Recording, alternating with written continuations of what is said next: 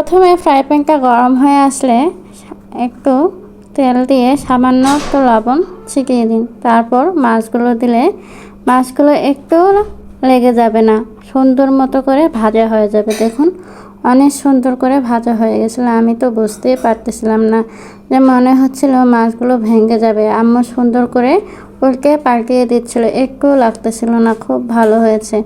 Voice দিব করে voice দেওয়া হচ্ছে না, ভিডিও করা হচ্ছে না, আর শুধু বিরক্ত রাখতেছে। কেন জানি শরীরটা ভালো নেই, সেজন্য বিরক্ত বোধ মনে হচ্ছে যে আজকে আর কোনো ভিডিওই দেবো না। সেজন্য শর্ট ভিডিওগুলো আজকে দিয়ে দিচ্ছিলাম, যে বড় ভিডিও করবই না।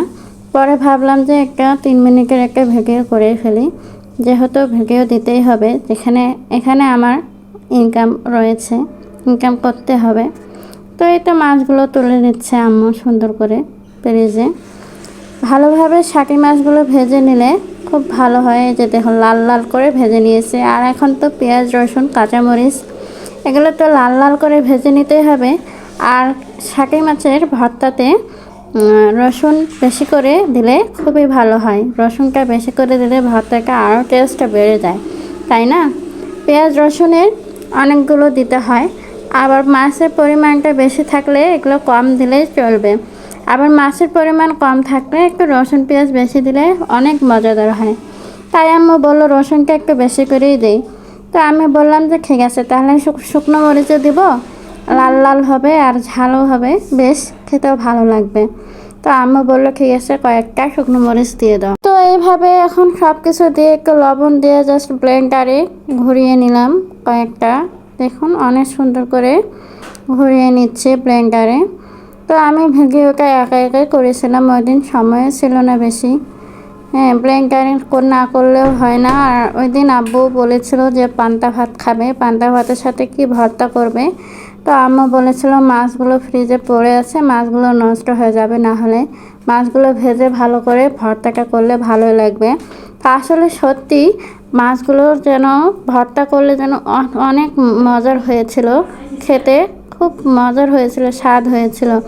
তো আমি এভাবে করি, আপনারা কিভাবে করেন জানি না, কিন্তু শিল্পাটায় ভর্তা করলে অনেক মজা হয়। শাকি মাছের ভর্তাটা, শাকি মাছ আমরা শাকি মাছ বলে থাকি, আপনারা কি মাছ বলেন জানাবেন। এই যে দেখুন এরকম করে আমি ভর্তাটা করে নিচ্ছি, বারবার ঘুরিয়ে ঘুরিয়ে নিচ্ছি। ভর্তাটা এতই টেস্ট হয়েছিল যে বলার বাহিরে। তো এই তো ভর্তাগুলো এখন সুন্দর করে নেওয়া হচ্ছে। আর আমারও মনটা চেয়েছিল যে পান্তা ভাত খাই। পরে ভাবলাম যে অল্প একটু পান্তা ছিল, আমি কী করে খাবো আর আব্বু কী করে খাবে, সেজন্য খাওয়া হলো না। পরে আব্বু একাই খেয়ে নিয়েছে। আব্বুর পান্তা ভাত খাওয়া দেখে খুব আমারও খেতে ইচ্ছা করছিল যে আমিও খাবো ভর্তা দিয়ে ভাত। তো এরকম করে দেখাচ্ছিলাম যে ভর্তাটা হয়েছে কিনা, তাই না আর একটু করতে হবে, মিহি একদম পেস্ট করে ভর্তাটা করতে হবে। এই যে হয়ে গেছে, মাশাআল্লাহ দেখুন অনেক সুন্দর হয়েছে ভর্তাটা, আর চিটকাও হয়েছিল সুন্দর। আম্মু বলেছিল বেশি করে রসুন দিয়ে ভর্তা করলে অনেক মজার হয়। আপনারাও বাসায় যদি এইভাবে ভর্তাটা করেন তো বেশি করে রসুনটা দিবেন। তাই তো পান্তা ভাতের আয়োজন আজকে। কাঁচামরিচ, পেঁয়াজ, লবণ আর সরিষার তেল, লবণ নিয়েছে আর ভর্তা। কি শান্তির খাবার, তাই না?